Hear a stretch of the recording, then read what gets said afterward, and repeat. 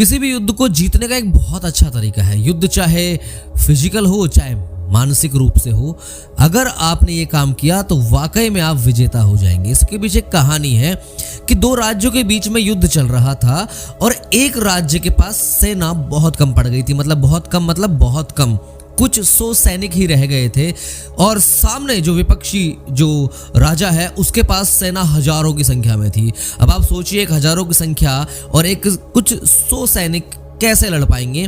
वो 100 सैनिक आराम से हराए जा सकते हैं। लेकिन कहते हैं ना, जिस राज्य का राजा और जिस राज्य का सेनापति मजबूत होता है उस राज्य की सेना को कोई नहीं हरा सकता, चाहे सेना संख्या बल में बहुत कम ही क्यों ना हो। हुआ ऐसा कि जब दो राज्यों के बीच युद्ध चल रहा था तो कुछ 100 सैनिक रह गए थे, तो वो डर कर भाग रहे थे। तो सेनापति ने रोका और कहा कि तुम जा कहां रहे हो, हमें युद्ध लड़ना है।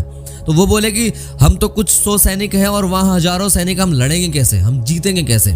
तो सेनापति ने कहा कि आपको युद्ध लड़ना है, हमारे साथ चलना है। कुछ जोश भरा और उन्हें नदी पार करके ले गया। लेकिन जिस नदी को पार करने के लिए जिस नाव का इस्तेमाल किया गया था, उस नाव को जब वहां खड़ा किया गया नदी के किनारे, तो सारे सैनिकों को इकट्ठा कर लिया और बोला कि नाव में जितने भी हमारे हथियार रखे हुए हैं सब लेकर आइए, हमारे पास होने चाहिए।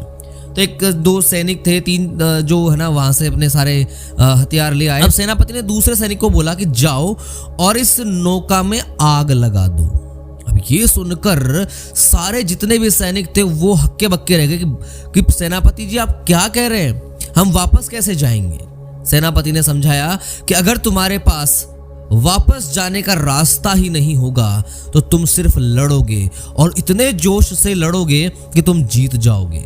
और हुआ भी ऐसा। जब उनको मालूम था कि हमें यहां मरना है या जीना है, मरकर केवल ऐसे ही मर जाएं, नहीं, अगर मरेंगे भी तो शान से मरेंगे, जिएंगे भी तो शान से जिएंगे, वापस जाने का रास्ता नहीं है।